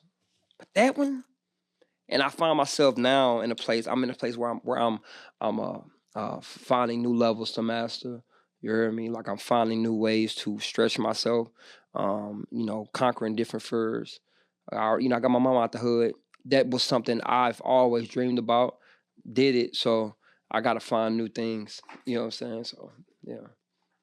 Is that new thing like I was thinking about that because I saw one of your interviews. Because I really like the progression of the relationship with you and your mom. When you got shot, you called for Miss Johnson. You called for Miss Johnson, right? You didn't even call for your mom. The motherly figure at that point for you was the woman that was here and like that's the biggest thing. Yeah. And now to get to where you are here, takes a lot of work. Can I tell y'all something? I ain't told nobody this. Hunt don't even know this. My mama, she called me, bro. Like before I went to Cali. Yeah. And when she FaceTimed me, and I'm on the couch, you heard me? And she got tears in her eyes. And she was like, you broke my heart. And when I tell you my whole stomach, I say, what? And then she sent me a DM, and it was an interview of mine. that I did with Express Yourself Black Man in New York. And in the headline of the interview, it says, "My mom was the first woman to break my heart." And the funny thing about that, when I dropped that interview, I blocked her because I didn't want her to see the stories, because I posted, I didn't want her to see it. Yeah. You know what I'm saying? I didn't. And so I blocked her. I unblocked her like a few days after. She wouldn't know she blocked me. Like, Mom, if you watching this, my bad. But she saw it because it's still viral. It's still going around. She saw it, and she was like, because in the clip I was talking about how a little black boy, a lot of times his first love is his mom, first woman he ever loved. But that love will be also the first thing that ever hurt you. First thing, you know what I'm saying? And so for me, I was talking about that, and I was talking about the abuse and different things, and she was hurt, you know what I mean? And that's something that that's a feeling that I was just shocked on the phone, because I worked so hard not to put that face right there. So, but we talked through it. I'm grateful we talked through it, and I was telling, like, I gotta tell my truth now. But I said, I forgive you. And that's what Sorry Mom's Distracted was about. People go listen to that album. That was a therapeutic album. That whole album was me working through my mother wound, and reconnecting with my childhood and relationship trauma and a lot of trauma. And I was like, Mom, and if you watch the whole interview, you know what I'm saying? People, because I'm dishonest, is why people admire the relationship that you and I have. You know what I'm saying? Like, because I tell the real. I said, I'm not putting you down. I have no intentions on putting you down. You know what I'm saying? Yeah. But I gotta tell my truth. I have to. And so we worked through it. I know, and I was like, Mom, I know a lot of things you did is because you had to. I think that's the other key point. Yes. Is you understanding, you get a better view of your mom, like watching the progression of your interviews as well. Like, you talk more about the fact that, like, like even her dating an abusive man, and you're like, oh, it's like Stockholm syndrome. Like, it's not like a blaming her. It's like, dog, I was going through stuff. She was going through stuff. Yeah. We was going through stuff. Yeah. Just because of where we were. Like that. Like, that's just it. And that's my real. Like, that's real. Like, I'm not saying that because I want to, like some of the truth I'll be saying, bro. Because I think you said earlier, like, yeah, bro, you don't pander. I love that, because I tell you all the time, I don't pander to women. People watch how I completely talk. I hold women accountable too, bro. Like, I'm going to say, I'm not up here just talking about how fine they are and your ass fat. You ain't going to hear that in my music. I'm not tricking off on women. I'm not encouraging men to go, spend your life savings. That's not my music. I'm really talking to the depth. Mm-hmm. I'm starting with us. But that's not me. I'm gonna say some stuff too. So I think that's why women appreciate it, because it's more of an honest approach. My relationship with my mama, that's an honest approach. I really feel like it's Stockholm syndrome. I really know my mama was abused by her mom. If my dad was her, but even in this passing, when I talk about my dad, I do the same thing. Man, this is what you had to work with, man. I'm grateful. You did a great job, man. I gotta tell my truth. Because the children, you know what I'm saying, I gotta let them know it's okay. I gotta let them know that it's not their fault for what's happening to them right now. Mm-hmm. But that's not me putting you down. You're not a monster. And I think that in our communities, man, we gotta, like, come on, y'all, like, that great, bro. We come from slavery, bro. Mm-hmm. You hear me? We do in real life. I know we've advanced and but it's a mindset thing. We got to have more grace on each other. You know what I'm saying? So that grace, first, you got to extend it to your family. I believe in order to find your soul tribe, you got to forgive your real tribe. You want to find your soulmate, you got to forgive the mates that it's something in order to receive something. And so that's why I believe that I'm blessed. Blessings find me, bro, because I really give that real grace, and I take honor thy father and thy mother very seriously. But I do it in an honest way, because I could stop talking about it. And that used to be my mama's approach. Like, you don't have to say, you know what I'm saying? Boy, you don't have to say all that. AJ, we passed that. You know what I'm saying? Dude I was with. We passed it. Don't say it again. Yeah. when I'm asked a question, you heard me. Yeah. I'm gonna be honest about it, you know, and I think that it's just encouraging everybody else to tell your truth. Your truth is real. Your truth is what sets you free. It's your story. You know what I'm saying? It's yours. And so if me doing this gives people the encouragement to tell a story and to even go heal a relationship, whether it be a father, mother, ex, sisters, then go do it. You know what I'm saying? But and if you don't have an example, you can use me. You know what I mean? And that's my real thing. If you need an example of somebody with courage to deal with address their mama and they family, you can be like, man, I know somebody, AJ McQueen, cause I can hide it to make everything look good now. Like I'm at a place where, you know what I'm saying, I could just post the highlights on my page. I don't have to post it's over. You heard me? It's over. But that wouldn't be real. Yeah. You've evolved. Yes, sir. And that brings us to the album. You know what I'm saying? When we evolve. Just hit a million streams in 4 months. That's amazing. 1 million streams, 4 months. This do not include the direct sales. That's a whole different metric. 25,000. 25,000 in sales. That's real money. 1 million streams, you made $4. Yep. I'm just messing with you. Yep. No, this is 100% fact. That's why we did that. That's 100% fact. Yeah. But that's why we did it like that. Yeah. 25,000. So there's people paying. If people go through, there's people paying $2,000 for album. Buy the album too, because your music always spoke to me, but this really touched. We were supposed to do this last week with the freeze. Yeah. And we were talking about, him and I were just talking about the album. But really, like, you know, doing research, I like to sit with stuff, so I got to start on a Monday and then just listen over and over again. I'm not a crier. It made me misty-eyed. I mean, especially the song "When You in Mecca." Also, When We Evolve. Another thing which I really liked of how you brought up what Aaron McGruder would call a nigga moment.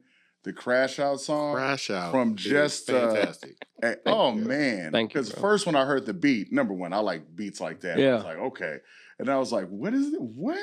And just being like, yo, I'm ready for this. But right. And then when it ends, it's like, yo, it was all good. Like all good. But that was me saying, like, I don't know, like we celebrate the crash outs, but we don't celebrate the almost crash outs. Bro, us almost crash outs, we are winning out here, bro. Like, we need to be celebrated because, you know, we almost did. So creatively, when my producer, shout out to my producer, Marcel Prowns, he's the greatest. And he sent me almost crashed out. You know what I'm saying? And I was sitting with that mug, and I'm a storyteller, so I want to approach it from a different way. You know what I'm saying? And then the first thing I said was the first line that's on there. See, the other day, driving around, and I was like, oh, I got it. Yeah. And I said, I'm finna tell a story. It was like a King Von flow. Yes. You was crazy story. Yeah. Crazy. It was that crazy story flow. It was the pockets, you know what I'm saying? And just telling a story. But it was totally different from flashing out in the middle of the verse. So you know, and we actually gonna do a visual for that. We're gonna do a visual. And the visual's gonna show, you know what I'm saying, like the crash, boom, being in that moment, then zoom out to a subconscious thought, but then come back in. We gonna do that. So yeah, because that's the thing too. We're doing this interview. This man is everything that is peaceful. That's now. This is not a guy that you want to talk crazy to. I'm cool. He's cool. He's cool now. But that's the evolving. That's the evolving. I think that's the evolving of it, because it does.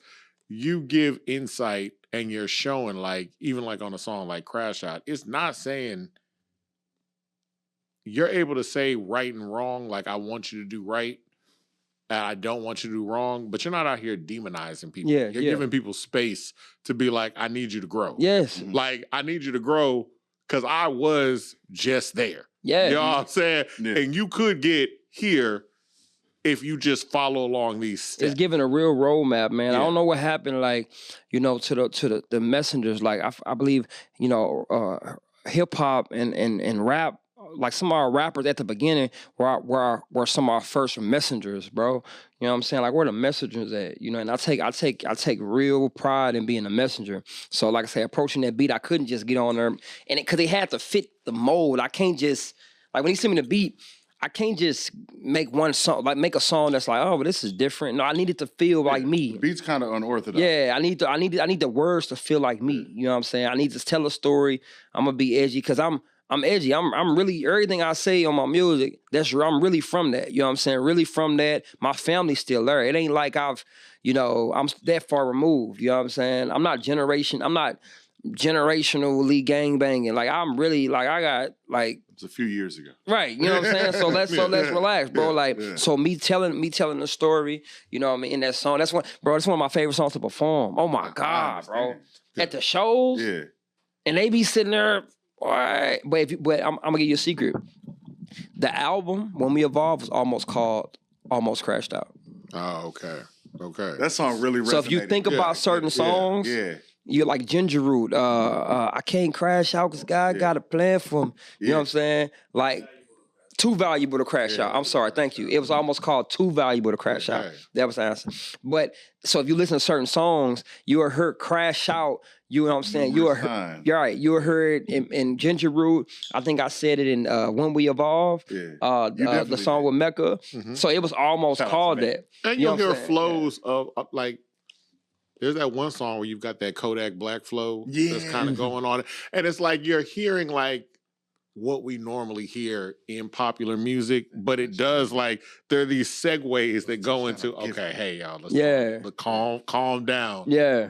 Because I know where it's at. Yeah. You know what I'm saying? I know where it's at because I feel that, and this is how I get past it. And it's just me having fun. I think I had a lot of fun making When We Evolve. We almost made it a deluxe, but I decided to switch gears into the joint that I'm about to drop soon. You know what I'm saying? Like, I got some craziness happening right now. And but you know, When We Evolve, it's a class, like I say, 4 months, million streams. Even UM was like, damn.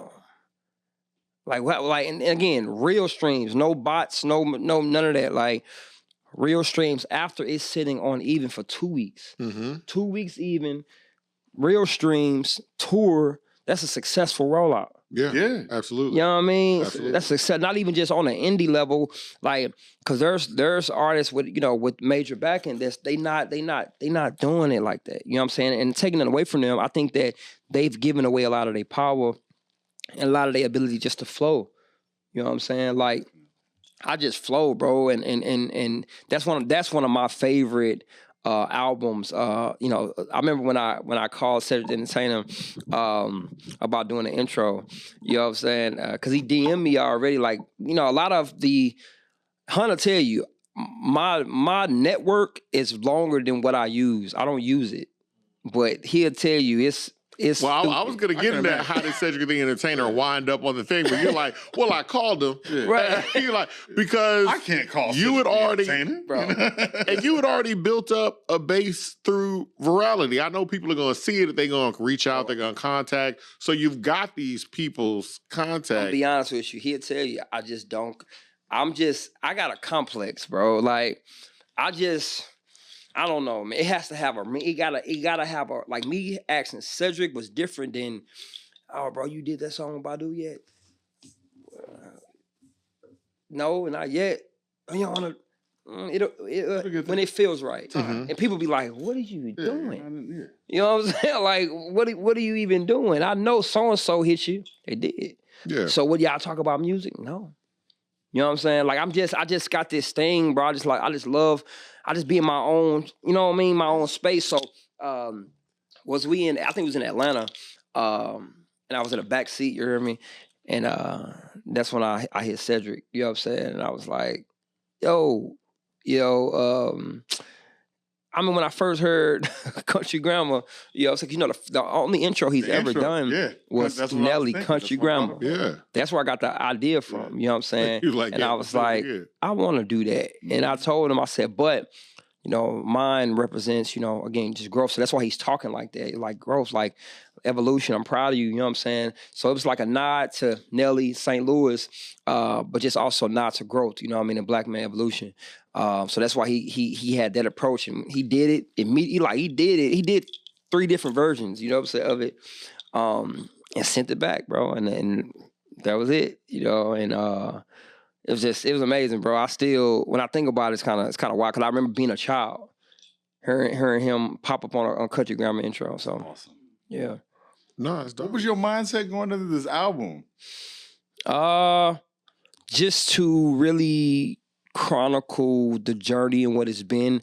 Like, that album is written, so the evolution started before that. Yeah. So all the music was just a reflection of what I had been doing for the last year, you know what I'm saying, and a half or so since Sorry Mom's Distracted. And I evolved. Like Sorry Mom's Distracted, I always say it was like my pain album. You know what I mean?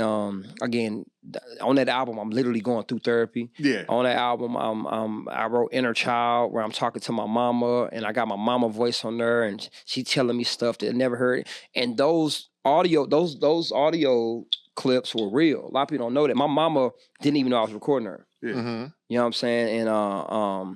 And but I didn't use anything that would have villainized her, though. I understand. Never. It didn't matter. I'm not using it. So when she finally heard it, she was like, "Boy, you recording me?" I was like, "Mama, your son's a storyteller." I said, "But it was tasteful. Right, but nothing that you gonna hear is not going. I will never use your vulnerable moments, because I use stuff that would tell a story about me." And so that was my pain album. But I always say When We Evolve was my celebration album, because a lot of that album I wrote in other countries. You know what I'm saying? Because I went to 5 different countries last year, solo tripping. You know what I'm saying? Like, so, you know, I wrote some of that with my when I was in the Little Duns River in Jamaica. I wrote some of that on a balcony in Dominican Republic. You know what I'm saying? Like, I just wrote in different places. So that's why it sounds like that. I think I said on Palo Santo, I said, going through customs, getting accustomed to blue skies and blue water. Like, I was really just talking about what's really going on. You know what I'm saying? Like, you know. Your flow was crazy. When I forget which song it was, when it was like going to the doctor is expensive, and then you segue to Dr. Phil. Oh yeah. Don't cry, yo, doc. I said, was that on No Crash? No, that's on Blue Spirulina. That's your flow on that verse. I was like, I told all my niggas it's time to heal. Get over it now. It's over with now.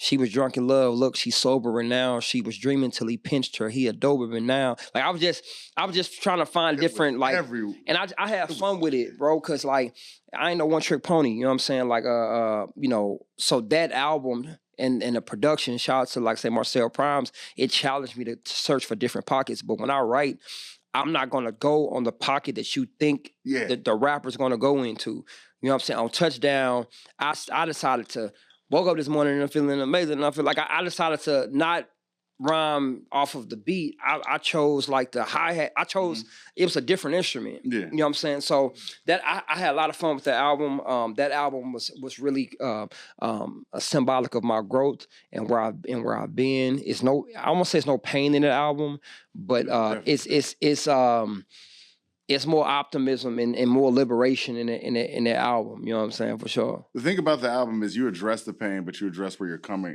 going. And I did want to say before I get away from this, to give you your props, like with Spirulina, right?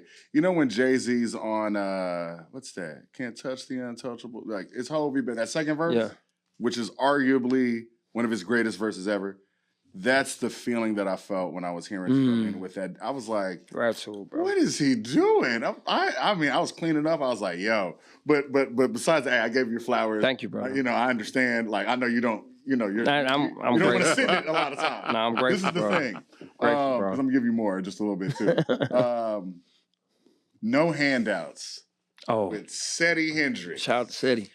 Everything that you're talking about today when you're going, well, I didn't need that. Like, not to be rude, that's that confidence. No handouts. That's what that song. I'm not looking for these handouts. I'm me. And a lot of people don't know. So the hooks, because we were having a conversation about writing the other day. I was with a homegirl of mine, and cause I was showing her this new music, and she like, man, like, cause this new, I'm being honest, this new joint, it's a soulful project. It's dope, and so the hooks and she like, that's a dope hook. I said, I wrote that. She like, wait, you write your hooks too? I said, yes. Everything you heard is very rare. Maybe I've used one hook or something that like a feature had. Like somebody sung, I write all the hooks. So when we evolve, I wrote that hook. Even if somebody else singing something, I wrote it and I did a reference recording and I'm telling them how I want them to sing it. So with No Handouts, Seti, I wrote the hook too, and I sent him the voice memo. I ain't waiting on no hand. And then of course he gonna add his flirt to it, of course. But that song, I cried while writing that song. I was in my loft, sitting at the desk, you know what I'm saying, up like I was last night, running on E. Like I was just talking, to, you know what I'm saying, to myself, and it was it's a declaration song. I ain't waiting on no handouts or no cosigns. Promise I'm going to stand out when it's my time. No matter how it pans out, I'm going to show up. Came from the bottom, guarantee we're going to go up. And it's just... This album really spoke to me. Thank you. But we've talked about this album, but you keep inching to the next album. What's going on with that? What's it called? Man, I can't tell you the name. He shook his head. But I will say I'm about to drop the first song probably in a week or two. It's not an album. This is an EP. You know what I'm saying? So I have my rollout things that I do. I do EP, mixtape, album. Like, you know what I'm saying? So I'm writing a new album right now too. But this is pretty much done. What I can say is, imagine, so a lot of my stuff that's viral online, imagine that, but live band, you know what I mean? So, the theme of this album is me walking into an open mic, like, you know, where I started at, you know what I'm saying? Like walking into it and people like, you know what I'm saying? Like shocked, or more so like that I'm her. And I bring my band with me. And so a lot of the stuff that's viral, they're playing it. I took a band, put them in the studio all day. So they played, you know, and so just me and them, it's me and a band, you know what I mean? And then of course it's some singles, you know what I mean, mixed into the project. But I have fun with it. It's gonna be dope. That's gonna be super dope. That's good. Are you, now that you're starting to see the success, are you seeing any of the influence? I'm gonna be a little messy. There are some artists that sound a lot very similar. A lot. I'm not gonna say no names, but that's the thing. Like, do you recognize that? Are you seeing like, and when you see that influence, is it one of those things where you're like, hey man, like that's good, or I don't like that, or like No, I don't really see. I mean, my team, they see a lot of stuff. You know what I'm saying? I've had people send me stuff that's like, yo, like, not like, there's a setup, there's a tone, there's the writing, there was one song I thought was Spitting Image. I thought it was you. I was like, oh, I said, die. I said, the influence is there. Lack. Don't do that. That's his. Yeah. Don't do it. But I said the influence is there where I was like, okay, you're doing some of the same ad-libs that AJ does. So when you see that, or you say you don't see it when your team my team, they see, because I tell people all the time, though I know that I've built a strong social media presence, but I'm not on there. You know what I'm saying? Like a lot of times, I use it. I try my best not to doom scroll. You know, I'm not gonna say that I'm like perfect at that, because I'm not. I have to catch myself. But because I work on there, I give myself an excuse to be on there. But I am practicing this year to lessen my phone, like for real, like lessen my phone, bro. Like again, unnecessary scrolling. I am working on not doing it. So in saying that, I don't really go on pages. Like it's to the point to where I don't even know what's going on so much, because it moves so fast because of the amount of followers I have. I don't even know what I'm tagged in no more. Like, you know, it's very rare that I see something. I would have to have my phone in my hand at that exact moment, then it pops up, and I'm like, oh, other than that, people are like, man, I DM'd you, brother. Brother, if we don't have because you know, sometimes if y'all talked before or something, it'll pop up. Bro, if we don't talk, I'm not gonna see it. You know what I'm saying? But in general, right, in general, like it's like I genuinely didn't even know you messaged me. But because we going for 1 million this year. You know what I'm saying? We going for 1 million followers. Okay. Yeah. We about 680 something thousand. But I can confidently say I got it down to a science. I know what to do to turn the machine on. I know. I just think I have not been posting. We've been traveling. You heard me. I've been doing other stuff. I'm not. But once this rollout go, it's like, dog. How do you? I'm telling you, you're gonna see that jump. We finna hit 700K, and then I'm gonna do. I know what songs to do. I know when to post it. We're gonna walk down 1 million followers for sure. But in saying that, I don't see it. You know, I've had a few people though that have reached out to me. You know what I'm saying? And have asked for like my blessing on different things. I had somebody reach out to me asking me about the mic drop, and I was like, bro, I didn't invent that. He's like, nah, bro, but the way you do it. I was like, yeah, but he's like, nah, I want to hang the mic. Yeah. And I want to set the mood. And I'm like, it's crazy because the amount of intention he putting into it, I didn't. Bro, we hung, bro. I was like, okay, it's a pipe right there. I remember a lot of people still think that the mic is on. It's not on. You know what I'm saying? Like, so I hung the mic and I stood in my front room, bro. I didn't put no thought in it. It organically, authentically created its own platform to the point to where I be having artists ask me, can they come do mic drops at where I do it at? Like I'll pay you, bro. And the thing is, you say you didn't invent it. You did. Like, you did. You did, though. No. It's you. Bro, but when he asked me that, it made me think about it because it made me realize the type of, like the intent, the questions he was asking. I'm like, I didn't even think about that. He's like, bro. Because look at everybody now. They do it in the middle of the But in your eyes, it's something you just did kind of in the moment out of necessity or whatever. And it's like, it became a thing, but you didn't go into it like, we're about to invent. No, I just say, oh man, I know, no, bro. Yeah. Like I was just trying to find a good place, a good lighting. You know what I'm saying? Like, you know what I mean? And but I've had people ask me like, hey man, like, you know, like I'm talking about signed artists. Like they like, bro, we can do a song, and then I come down there and we get the same camera you got. But I want it to look just like how you do it. We do it. You know what I'm saying? I've had people ask to pay me to do a mic drop. And that's just ain't, you know, what I do. Don't feel right? Nah, you know, I'm just like, bro, that's just like something I do. Like people have this newfound like notoriety or whatever. I don't think I'll ever get like used to it because it's just really who I am as a person. We just last year.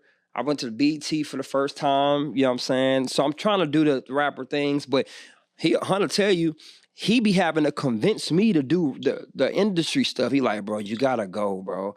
I be like, I don't want to go. You know what I'm saying? like I be like, nah, I don't want to do it because I'm not it just happened. You know what I'm saying? Like I'm a messenger, bro. I'm a messenger, man. I'm not a rapper.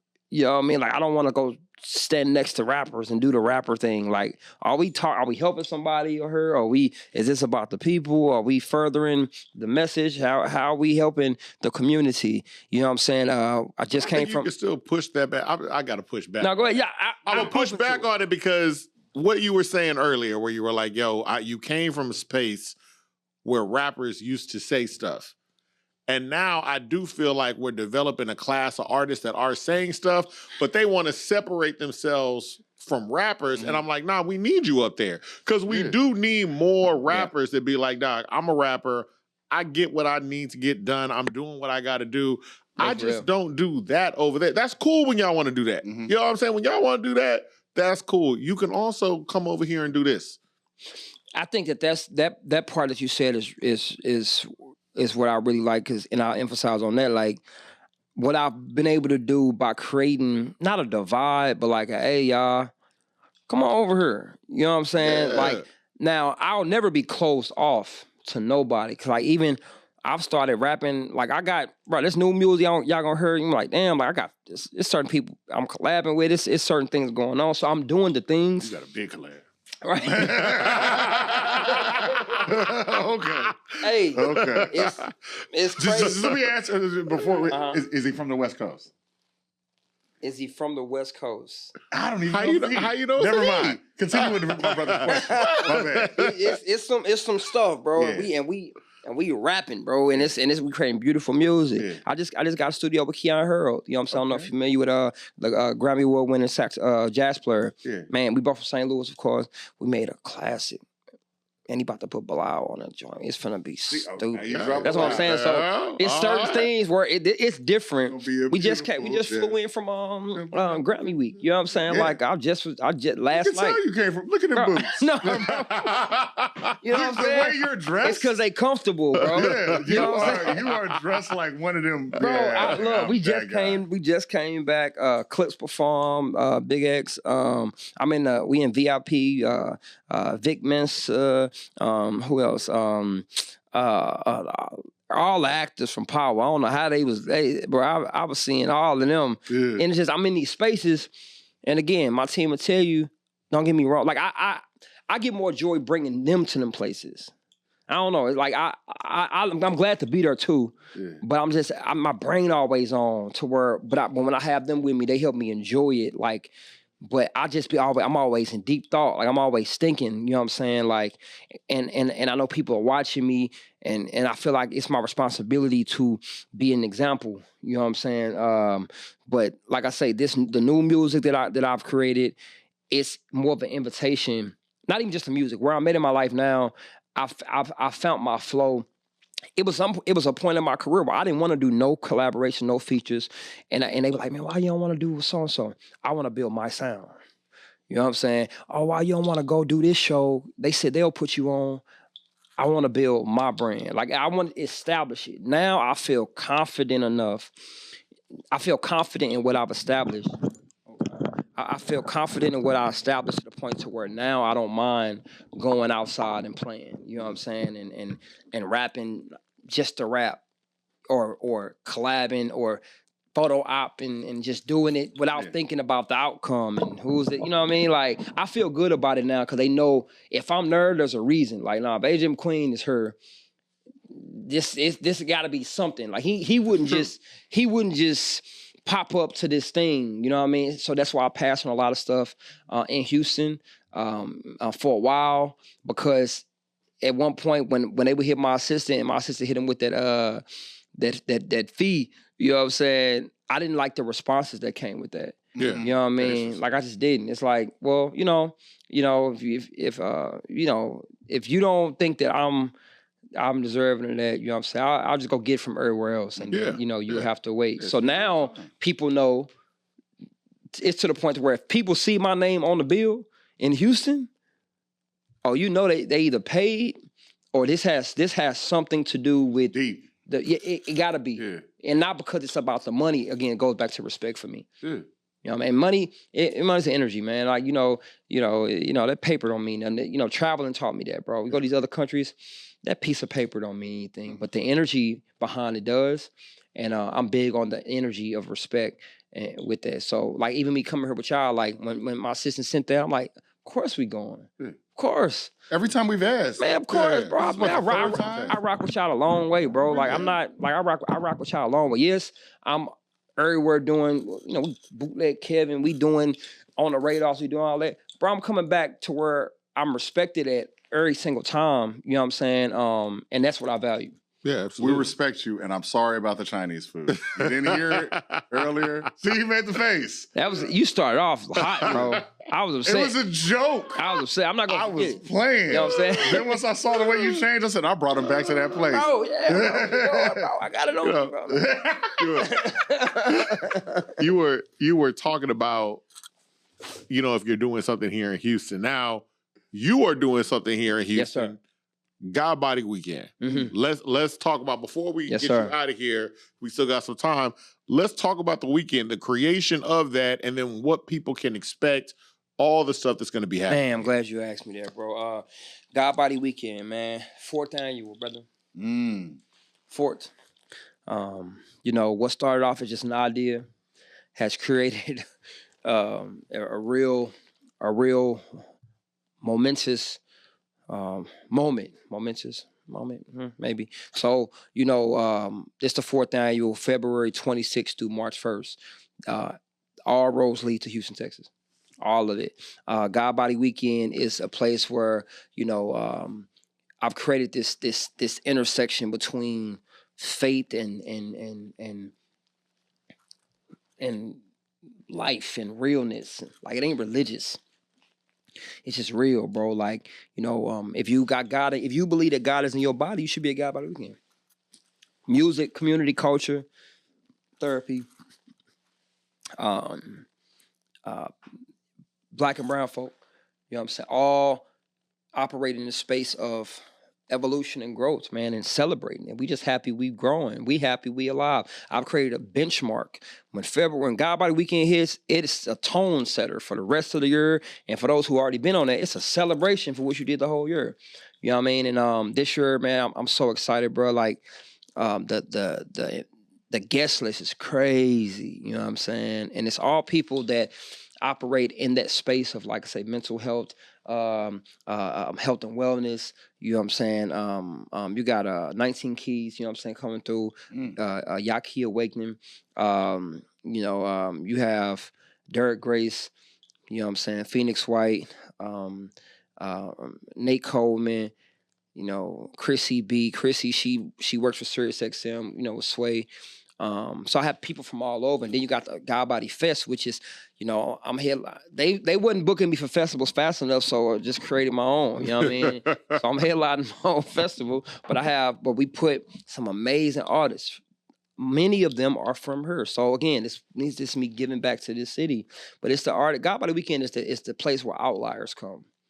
You know, you ain't hood enough for the hood.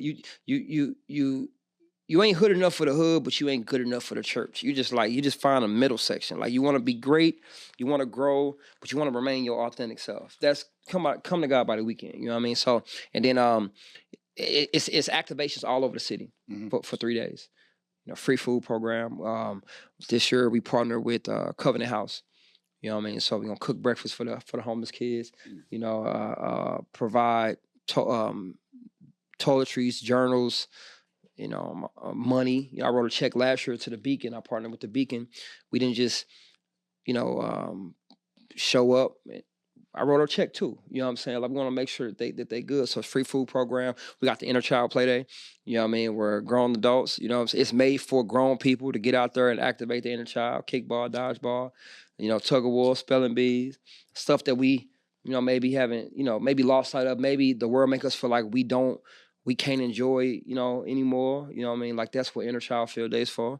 And then you have Therapy, which is therapy and art mixed together. So I got licensed therapists coming through to talk about mental health in our communities and how we can, you know, just debunk the myths and the taboos of it, you know, and start taking it more seriously.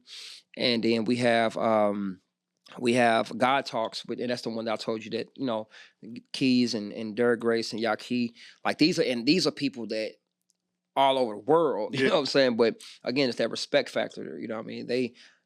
Hey, bro, I'm coming. I want to see 19 Keys in Houston.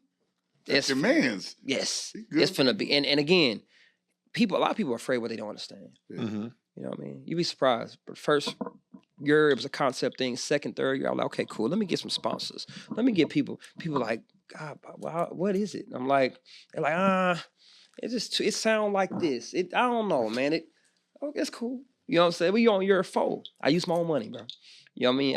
I put my own money up, but I believe that this will outlive me. I believe that I'm creating a South by Southwest type. I'm creating a Grammy Week type, like, whatever people think of all these different things that, you know, we crave to go to. I'm creating something here, and it's for the people. It's for the community. You know what I'm saying? And I'm gonna continue to add activations. We added a bike ride. I partnered with Third Ward Tours.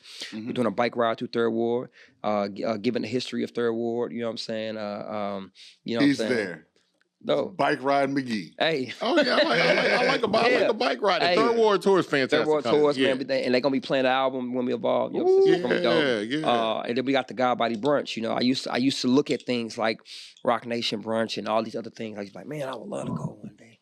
But my invite never came, so I just created my own. Yes. You know what I'm saying? So right. Yes. So now, Yeah. but now we got Godbody brunch to where people like, man, I can't wait to go to the brunch. Man. I'm laughing because you keep the whole time you've been. I'm just, you know. And it fell, and then it hit. And I was like, I said, this man's a fiddler. Man, yeah, I am, bro. You know what? Y'all get along. This man be fiddling. Yeah, it's Godbody brunch, bro. I gotta just clasp my hands together like this. That's what I got to do. Godbody brunch, bro. People come dressed the best, bro. Ooh. I got a chef that's gonna cook.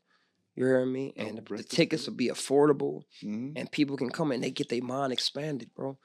You know what I mean? And I want you to leave Godbody Weekend inspired, bro. Like, oh my God, I found community. I found a deeper sense of purpose. I found the language to communicate where I want to go in life.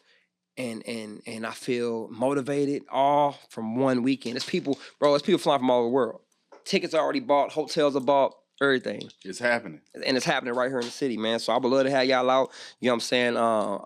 You know, and we just want to support. I would love to have y'all out. That's the thing. Yeah, where can we find you at, man? Where can we find man, AJ McQueen on all platforms, man. You know, AJ the Great, you know what I'm saying? AJ the Great on all platforms. The music is all over the place, you know, and ultimately physically you're gonna find me in the community. I don't care where I go and how much I grow. I always want to be where the people can find me. You know what I mean? Of course, you know, we've had our fair share of it's different now though. I ain't gonna lie. Like and I say this very humbly, but with facts, bro. Me going to the store is different these days. Cause if it's somebody that know who I am, it's a different interaction. It's not just like, oh, I see my favorite artist. It's different because they also feel like my music and my message is hitting them like it's like, man, you saved my life. So it's a different feeling. And so and it's come with some craziness, I'll be honest. But because I'm nobody's I'm a man, bro. Like I'm very much human. You know what I'm saying? And but I just know that I'm called, I know I'm chosen, and I believe that God has anointed me, but I'm human. And so you know, it's different these days, but I'm still in the community. You hear me? We gonna help the people. We gonna give. We gonna make the elders proud. We gonna inspire the children. We gonna let the mentally challenged know that you know we with them too, and we gonna keep going. So yeah, AJ the Great. And that's perfect, ladies and gentlemen. That's been AJ McQueen. My name is The Avery, and I've been here with my brother Just Devon with In My Humble Opinion podcast, where I don't know what I'll be saying. Man, it's over. We done.